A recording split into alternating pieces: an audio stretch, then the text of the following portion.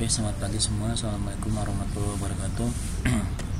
Kita masuk ke mata kuliah komputasi pervasif dan sensor jaringan. Ini adalah kuliah pertama. Perkenalkan, nama saya Wawan Friatna. Mungkin ada beberapa teman-teman yang udah pernah ngambil kelas sebelumnya di kelas microprocessor. Nah, ini mata kuliah ini masih ada hubungan dengan microprocessor. Sisi yang namanya ada penggunaan sensor. Kemudian ini kita masuk hari ini yang dibahas ada kontrak kuliah, silabus, kemudian apa yang didapatkan selama belajar mata kuliah ini, kemudian referensi buku yang digunakan, kemudian pengenalan untuk yang namanya pervasif dan atau dinamakan dengan ubiquitous computing. Kemudian contoh riset yang digunakan pervasif digunakan untuk apa gitu. Kuliahnya untuk absensi 10%, tugas nanti ada tugasnya, tugas pribadi dan tugas kelompok yang mengenai tentang yang namanya sistem dengan pervasif, PS, dan kuasnya 40%.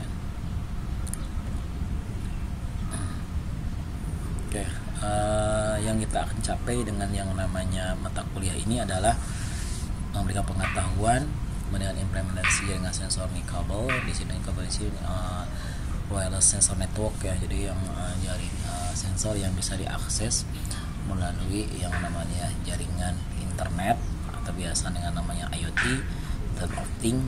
Jadi semua perangkat bisa diakses menggunakan komputer. Dimana nanti ada kombinasi yang berwujud fisik, kemudian nanti gimana cara interaksinya dan gimana lingkungan fisiknya, kemudian mengatur teknologi yang tersebar dan dirancang harmonis dalam lingkungan manusia dan sosialnya. Jadi gimana lingkungan fisik itu bisa diakses oleh manusia tanpa manusia itu menyadari bahwa kita seorang orang sekarang itu menyadari bahwa kita menggunakan sistem.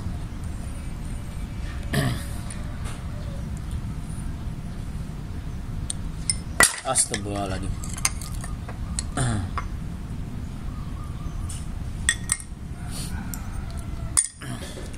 Buku yang digunakan buku yang utama itu Ubiquitous Computing Smart Device Improvement Interaction Span Slot, bukunya tahun 2009, itu yang utama yang saya gunakan. Kemudian untuk pendukungnya Fundamental Mobile Pervasive Computing, kemudian bukunya Fundamental Web Sensor Network dari August 2010, dan buku-buku yang lain atau referensi yang lain akan kita gunakan. Materi kuliahnya satu semester itu adalah Ubiquitous Computing, adalah pengenalan dan dasarnya, kemudian smart device and service-nya. Jadi perangkat-perangkat yang smart di sini, jadi artinya misalkan kayak mobile gitu ya, kemudian layanan-layanan yang disediakan, kemudian human computer action itu adalah interaksi manusia komputer. Artinya Anda mungkin udah pernah belajar di mata kuliah interaksi manusia komputer. Nah, di sini gimana caranya, karena di sini adalah Internet of Things ya. Jadi gimana caranya kita seorang user bisa mengakses. Kalau contohnya di sini misalkan ada di monitoring jembatan misalkan, gimana kita kan ada jembatan kan fisik ya, di sini lingkungan, kemudian lingkungannya gimana caranya kita mengakses yang namanya kita mengetahui di keadaan yang namanya jembatan, misalkan dari yang namanya fisiknya, dari lampunya misalkan. Nah, kita untuk melihat keadaannya, nanti misalkan kita menggunakan yang nama sensor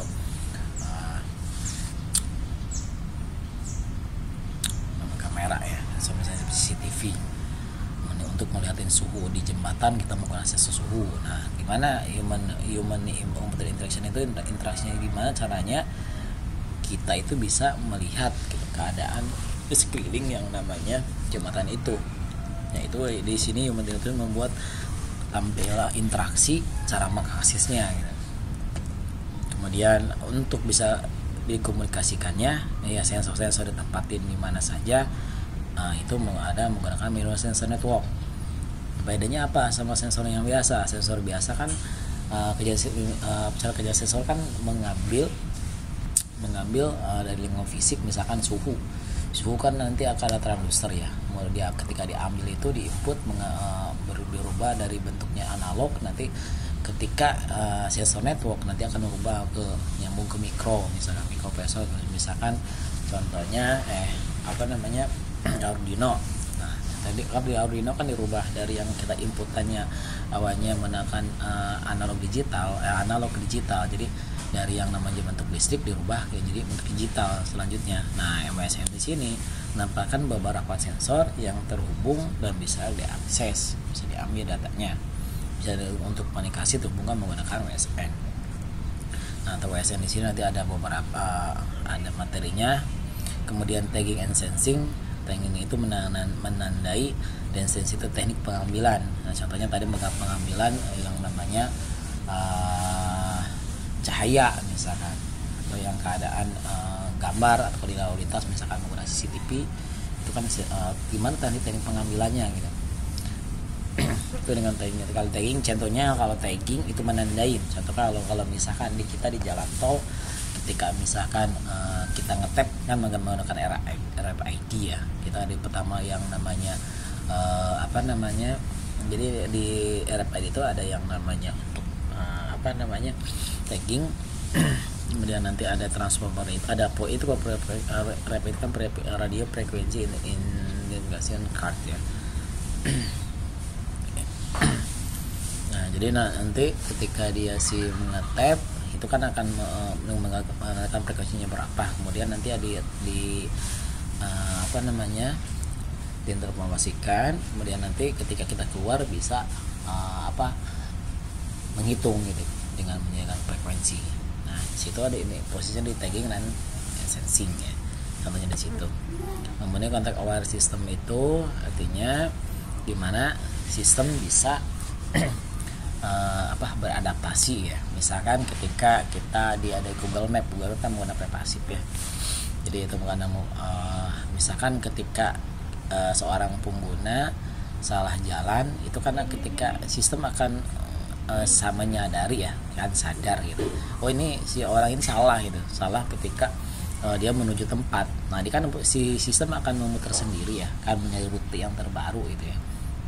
Nah gitu. Misalkan juga gini, kalau di sensor yang misalkan suhu kan akan berubah-ubah ya ininya, ada berapa derajat. Nah gimana suhu itu bisa kita pengambilan yang namanya dari tingkat nilai suhu itu kan akan berubah-ubah. Nah gimana sistem itu akan bisa membaca gitu. Contohnya di situ itu contact aware system. Kemudian intelligent system gimana membuat kita sesuatu jadi cerdas. Contohnya misalkan kita membuat sisi informasi gimana cara mengakses yang namanya rumah pintar. Rumah pintar itu artinya bukannya rumah menjadi pintar ya. Jadi artinya semua perangkat yang ada di rumah itu bisa kita akses menggunakan sistem IoT tadi. Ini apa? Misalkan kalau kita ingin mengetahui meteran listrik, nah kita membuat sensor. Gimana caranya biar kita bisa mengetahui berapa pemakaian kita. Nah, kita bisa melihat air yang kita pakai ya. Kita menggunakan sensor juga di sana tempatin. Kemudian melihat keadaan suatu rumah, maka CCTV misalkan untuk sensornya. Kemudian dan banyak lagi semua. Jadi itu yang namanya rumah pintar. Nah gimana jadi sistem itu membuat sesuatu yang jadi bekerja ya, itu yang di internet system, jadi membuat sistem cerdas ya. Kalau selama ini kita bingung, misalkan kayak sekarang semua perangkat kan udah hampir semua bisa diakses menggunakan mobile ya. Itu yang namanya itu sistem. Kita di situ akan membuat yang situ gimana caranya bisa diakses. Kemudian komunikasinya gimana cara mengoperasinya. Kemudian untuk manajemen smart device. Itu beberapa materi yang akan kita sampaikan ketika di pertemuan berikutnya. Nah, di sini ada dua, ada pervasive system sama pervasive computing. Nah, kalau pervasive system itu lebih ke layanan. Di layanan di mana yang diberikan setiap saat, di mana saja, dan transparansi. Di sini beberapa contohnya di jaringan perawatan kesehatan, lingkungan komputer dan lingkungan hidup yang cerdas. Artinya di sistemnya perawatan kesehatan kan dengan didukung komputer ya. Artinya lingkungan cerdas ini bisa diakses gitu. Contohnya misalkan di bidang di pasien itu bisa dimonitoring yang namanya kesehatan dari satu pasien itu dengan apa? Dengan menempati beberapa sensor dalam tubuhnya. Nanti diintegrasikan, nanti wireless sensor itu kan beberapa sensor jadi not gitu ya, titik-titik nanti bisa di ini. Nah, kita bisa diakses menggunakan yang namanya mobile. Nah, interface-nya apa? Interface-nya nanti HCI-nya itu membuat suatu interface yang misalkan di Android ya, kita akan membuat tampilan gimana menghubungkan yang namanya interface kita, sistem kita dengan sensor yang ada di dalam tubuh yang namanya manusia. Kemudian kalau pervasive computing adalah gelombang teknologi di mana komputansi berlangsung di mana saja. Jadi kalau ini lebih ke layanannya, kalau pervasive lebih ke untuk yang sistemnya akan nanti buatnya. Kemudian di sini tujuan dari pervasive computing itu menjadikan yang namanya sesuatu teknologi tidak terlihat, tapi teknologi bisa digunakan dengan banyak yang namanya aplikasi yang ada, membuat informasi yang bisa diakses di mana saja dan kapan saja. Ini artinya yang tidak terlihat di sini, yang hilang itu orang itu tidak menyadari bahwa dia itu menggunakan suatu perangkat IT gitu. Ya, kalau misalkan kayak seperti kita ada di kita kalau misalkan seperti di mesin cuci kan kita tidak tahu bahwa itu menggunakan perangkat komputer. Atau kadang-kadang kita yang misalkan lagi mengakses yang namanya keadaan monitoring yang keadaan pertanian kita bisa mengetahui gitu ya, suhu dari tanah, dari kebun kita, dari menggunakan perangkat, kita tidak tahu bahwa itu menggunakan teknik komputer gitu. Kemudian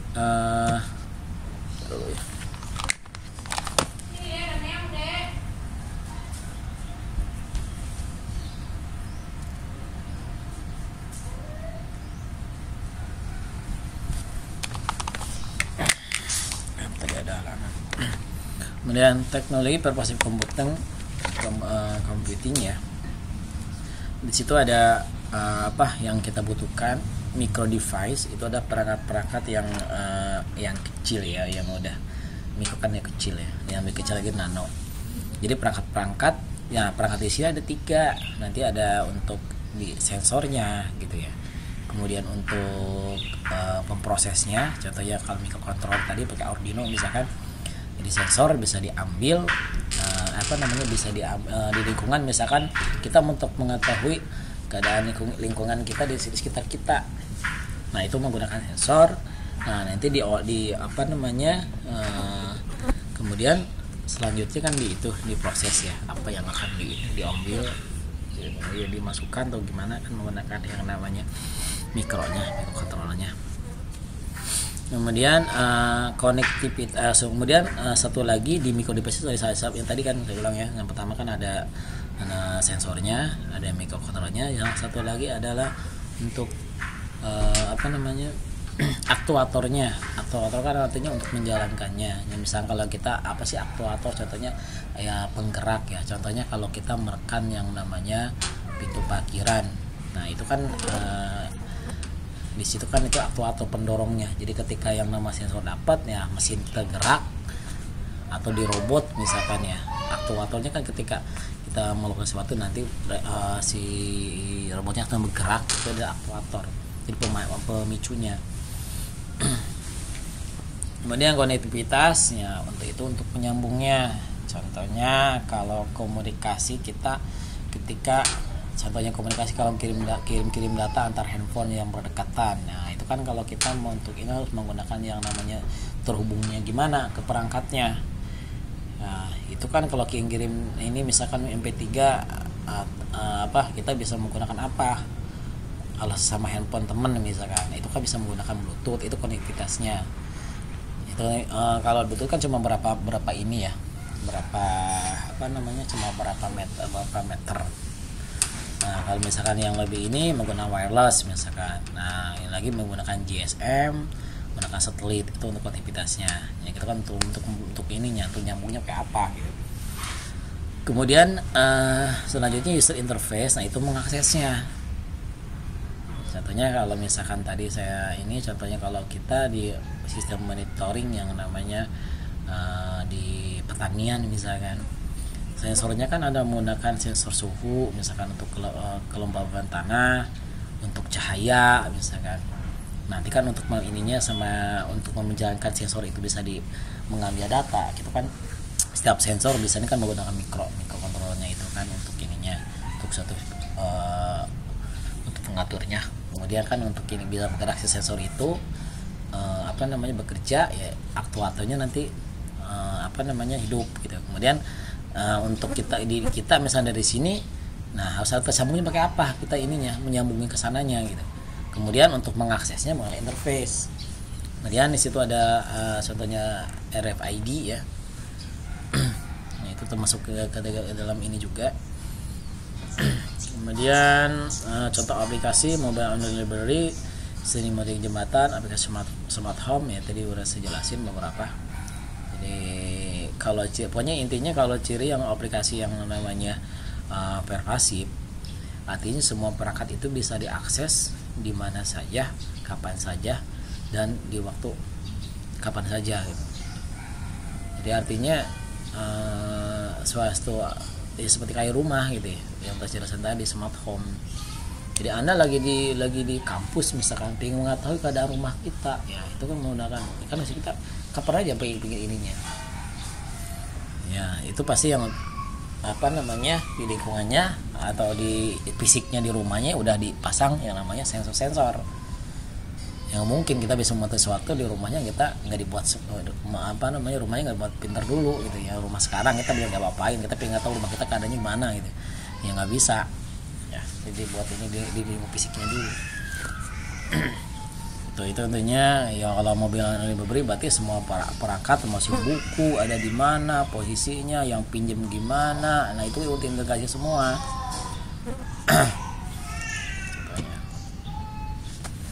Ya, berpasif disebut juga object computing. Jadi menurut Weiser, the next generation computing improvement ya di generasi komputer, lingkungan komputer di mana penggunanya selalu terus menerus berinteraksi dengan jaringan wireless komputer. Ya kan tadi kan semuanya kalau ya menggunakan wireless untuk komunikasinya. Ada di suatu aktivitas manusia dan invisible kepada penggunanya. Nah, sekarang hampir semua orang kan dari sekarang pun semua udah menggunakan komputer ya. Contohnya kayak kita misalkan lagi lapar nih, lagi di rumah, terus kalau dulu kan kita nyari makan kemana-mana ke warung dulu, sekarang kan males hujan gitu kan ya. Nah kan tinggal ini aja kan, kita tinggal mengambil handphone yang perangkat device pintar ya, kemudian kita tinggal nyari misalnya ke GoFood ya, kita tinggal pesan saja gitu kan. Nah itu kan tambah ini kan, bisa di aktivitas contoh aja. Kemudian invisible pengguna ya, kita kan tidak tahu, kita memilih memesan makanan dengan handphone, terus semua makanya diantar ke rumah, kita nggak ngerti, kita tidak tahu bahwa itu kita menggunakan perangkat komputer. Makanya di sini invisible kepada penggunanya. Jadi pengguna menggunakan tapi dia tidak tahu, tidak sadar bahwa dia itu menggunakan komputer gitu. Nah di sini ada 3 key point untuk yang namanya di pervasive. Pertama, constant virtuality. Yang kedua, challenging the personal computing paradigm. Yang ketiga, new era of computing. Constructing virtual reality artinya menanamkan embedded komputer ke dalam dunia, bukan dunia menanamkan ke dalam komputer. Artinya kan semuanya udah embedded, tahu ya, embedded suatu perangkat yang ditanamkan, yang diprogram dalam suatu suatu IC itu. Misalnya kayak misalkan Arduino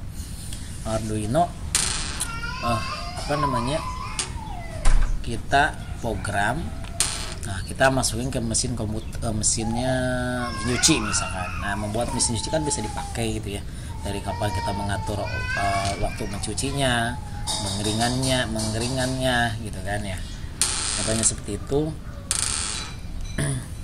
Jadi embedded itu menanamkan perangkat yang diprogram ke dalam suatu mesin. Kemudian sekarang udah changing the personal coding paradigm, fokus pada mesin dibandingkan dengan tugas. Kemudian ketiga itu era yakni new era of computing. Komputer ada di setiap aktivitas kehidupan manusia, itu tujuan kuncinya. Nah, di sini contohnya untuk yang namanya computing. Nah, kita kan semuanya udah terhubung perangkat semua, perangkat komputer. Setiap orang bisa berinteraksi di di mana saja dan kapan saja kan ya. Jadi ada perangkat, kemudian ada orang, kemudian kita ada lingkungan di sekolah, misalkan ya di kampus, ya, di rumah, di museum. Nah, semuanya ini bisa diakses semua. Orang menggunakan Anda bisa menggunakan komputer, kemudian smartphone atau PDA, kemudian lingkungan tadi, misal keadaan di rumah kita, keadaan suhunya berapa gitu ya, misalkan sensor itunya. Kemudian nanti di sini untuk device ya. Kemudian untuk ininya untuk tersambungnya ya, untuk untuk jaringan biaya komunikasinya itu misalkan Anda menggunakan infrared. Itu untuk komunikasi ya. Ada Bluetooth di sini, ada wire network, wireless network. Nah, ini kalau kita masih home, kampus sama school itu kan sebagai ininya ya, sebagai objek fisiknya yang kita akan ilustrasi dari yang namanya ilustrasi dari bisnis computing. Nah, kita contohnya di sini proses dari pengambilan foto. Misalnya kita mengambil foto, otomatis kan ketika kita ambil foto udah ada tampil, ada waktu, kemudian ada lokasi di mana, ada kan kita memoto, kemudian ada jamnya, kemudian tersimpan di memori, kemudian deteksi yang namanya wajah kan ada face detection ya, kalau di foto kan ada tuh. Nah, kemudian gambar itu akan yang otomatis komunikasikan, kadang-kadang kan ada muncul yang Google Map tuh ya, kita lagi oleh posisinya. Kemudian nanti selanjutnya nanti bisa digambar itu bisa kemana-mana ya, bisa nge-share gitu kan.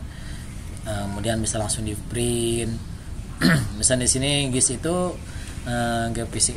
Geophysical Information System, jadi artinya si ini bisa ketahuan lokasinya di mana. Kemudian image processing kan untuk ada pengenalan yang namanya gambar. Jadi gambar di sini bisa ketika misalnya kita gini, contohnya misalnya kalau kita di FB ya, itu kan bisa ketahuan ya kalau kita pernah ini gambar siapa gitu, itu ya pengenalan gambar. Kemudian periode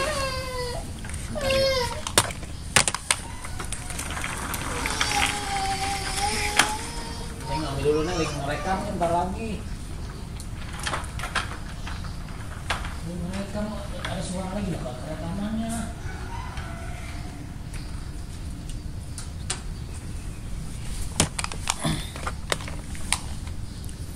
Nah, komputer sistem komputer harus terhubung ke jaringan, distribusikan dan dapat diakses secara transparan. Interaksi komputer dan manusia perlu disembunyikan yang tadi saya bahas. Jadi artinya orang menggunakan perangkat komputer ya tidak sadar menggunakan komputer. Seperti yang tadi kita menggunakan handphone kan komputer juga. Kita mengambil yang membeli pesan makanan gitu ya. Kemudian komputer perlu sadar konteks untuk menerima komunikasinya di lingkungannya. Jadi artinya seperti di penggunaan di Google Map, ketika yang namanya orang udah salah ngambil jalur, kan komputer otomatis sendiri ya mencari yang namanya mencari jalur yang betul gitu. Jadi komputer belajar lagi sendiri gitu, mencari lokasi rute yang betul gitu untuk membantu yang namanya pengguna itu. Oke.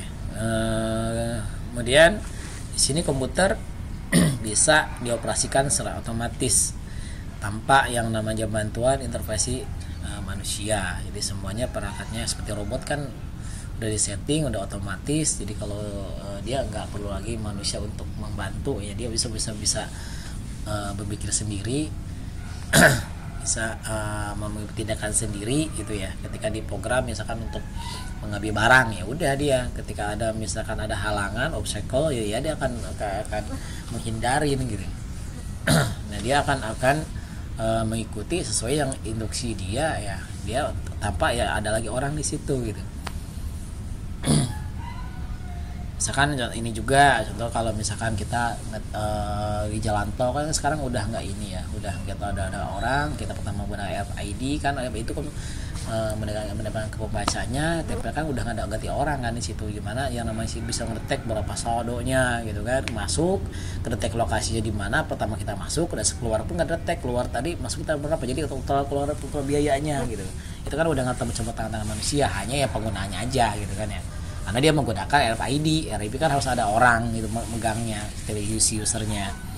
Kemudian komputer dapat menangani berbagai aksi interaksi dinamis, diatur kecerdasan pengambil putusan. Nah ini untuk yang namanya kecerdasan, untuk kecerdasan itu kan nanti akan dibahas di interaksi system ya. Ini distribusi sistemnya, jadi kita itu belajar di tiga di lingkungan fisik, kemudian untuk distribusinya itu di lingkungan, kemudian di sisi orang yang pengaksesnya, sisi orangnya, human. Jadi di sini fisik, kalau di ini kan smart device itu di sini ya. Kemudian ada smart environment yang namanya untuk sisi orangnya yang kita kemudian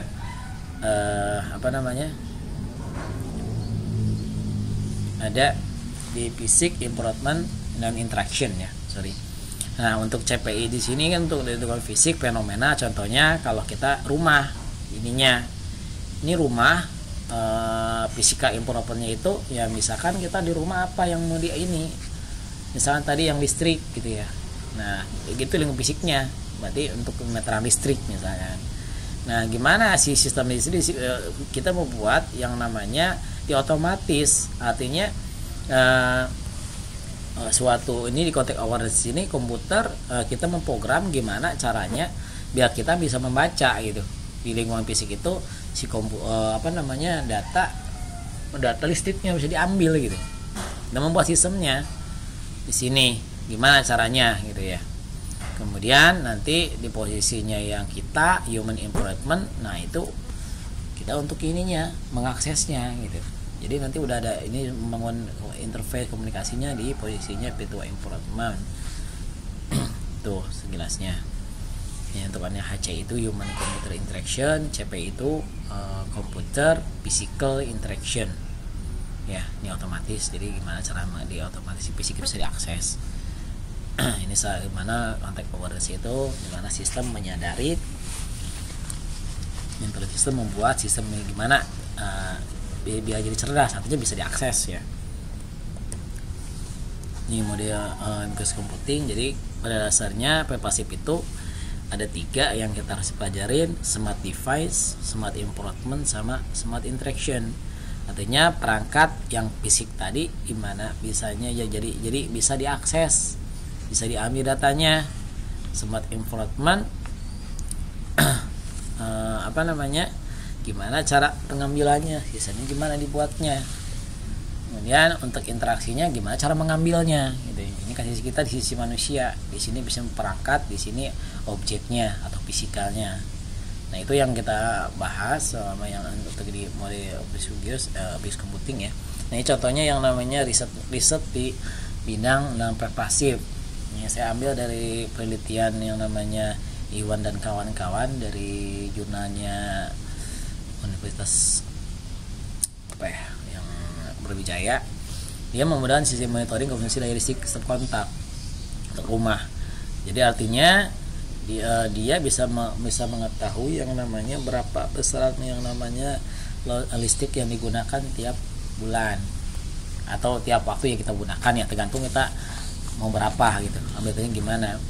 Dimana di sini ada step kontak, ini adalah sensor di IHDT-SC bla bla ya. Nah ini untuk sensor untuk membaca arus jaringan besarnya arus listriknya. Nah Node MCU PS10 ini adalah perangkat ininya, mikronya. Contohnya kalau kita kenakan di sini Arduino ya. Nah dia menggunakan MCU. No, ini untuk memprogram mengambil data yang dari sensor ini. Ini kan dari sini ya, dari situ masih berbentuk sinyal analog. Kemudian diambil nanti di sini diolah sama mikro di sini menjadi besaran jadi digital ya. Nah di sini akan ketahuan nanti yang diterima enggak, itu disetting di semua di sini. Ini sebagai ininya, sebagai otaknya di node ini, mikronya. Kemudian nanti bisa kemudian dihubungkan yang namanya ke router. Router kan akan membuat yang namanya perangkat itu bisa tersambung komunikasikan ke sini. Jadi nanti dibuat yang namanya setting IP-nya berapa gitu lah. Karena kan sesuatu komputer itu, perangkat itu bisa diakses melalui internet menggunakan IP address kan. Nah, digunakanlah router, barulah kita seorang pengguna bisa mengaksesnya. Kita buat ada interface-nya di sini nanti. Buat interface-nya di Android sini biar gimana caranya kita bisa mengakses yang namanya berapa besarannya ya, listrik yang kondisi listriknya. Yang tiap berapa, tiap hari, tiap bulan ya, tergantung ada meetingnya di aplikasinya gitu ya. Jadi sini sisi semua posisi interface-nya, ini cara mengaksesnya. Kemudian ini kalau yang tadi di device itu ini sebagai operation-nya, nanti ada aktuator nanti di sini kan, aktuator untuk mengambil ke sini. Jadi ini setting sensor di sini akan digerakin menjalankan. Kemudian nanti nah ini adalah physical-nya. Physical yang diambil. Jadi kalau tadi menggunakan DI ya, device improvement interaction. Jadi ini adalah physicalnya, kemudian di sini adalah improvementnya, kemudian ini interactionnya di sini. Oke, itu mungkin sekilas pengenalan kota kuliah, pengenalan untuk yang namanya kapasif computing. Di sini kesimpulannya, jadi mobil computing membuat mobilitas menjadi bagian dari proses komputasi, membuat proses komputasi bisa terjadi di mana-mana ya. Kemudian memungkinkan yang namanya menghubungkan fenomena lingkungan dengan proses komputasi. Tadi di rumah bisa ketahuan di rumah lagi keadaan rumah seperti apa, di jembatan, misalkan di gunung gimana nih, mau tinggi gunung meletusnya kan lagi kondisinya gimana sekarang gitu, kondisi debit air gimana, bisa di banjir. Nah semua bisa diakses menggunakan yang namanya perangkat ya, jadi IoT. Kemudian konteks awareness di sini membuat komputasi bisa diadaptasi dengan perubahan lingkungan. Ya contohnya yang tadi, ketika yang namanya suhu naik, suhu turun, biasa-biasa aja, misalkan gimana yang namanya sistem kita bisa membaca gitu, mengambil datanya, atau bisa membuat keputusan sistemnya. Contohnya misalkan kalau ketika suhu lagi panas, misalkan kita buat kelembaban ya, kita membuat sistem di tanah kan, suhu tanah nih. Ketika misalkan kita di mikronya di setting, ketika yang namanya suhu, ketika sensor menangkap suhu di atas yang kita melebihi ambang batas misalkan, kemudian itu akan memberitakan ke aktuator di sini bisa menggunakan misalkan untuk mesin penyiraman. Nah mesin penyiraman akan otomatis bekerja ketika suhu di atas ambang misalkan yang kita tentukan. Nah itu contohnya. contact awareness. Kemudian mobil computing, purpose computing dan contact awareness membuat efisiensi komputer menjadi tidak terasa menghilang. Ya, jadi artinya di sini intinya banyak orang-orang tidak sadar bahwa mereka itu menggunakan komputer, tapi bisa mengakses semuanya menggunakan komputer. Ini adalah referensinya yang diambil. Saya mengambil beberapa. Ini dari yang tak Anda bisa membaca lebih jelas. Ini ada jurnal yang tadi yang saya riset, contoh riset. Kemudian ini adalah dari buku yang saya ambil. Ini yang buku utama. Kemudian di sini ada sebagian dari buku ini. Kemudian dari tadi ada beberapa yang dari BINUS yang saya ambil. Oke, mungkin itu. Silakan kalau Anda nanti ada bertanya atau apa Anda bisa di komen di channel YouTube-nya. Kalau tidak, Anda bisa komen di portal atau di Classroom-nya, atau nanti ada di Google di WA group. Sekian. Mohon maaf kalau tadi ada gambar penggangguan. Saya ada anak-anak kecil lagi rewel. Maaf ada kerekam. Maaf ada salah kata dan kekurangannya, mohon dimaafkan. Sekian dan terima kasih. Wassalamualaikum warahmatullahi wabarakatuh.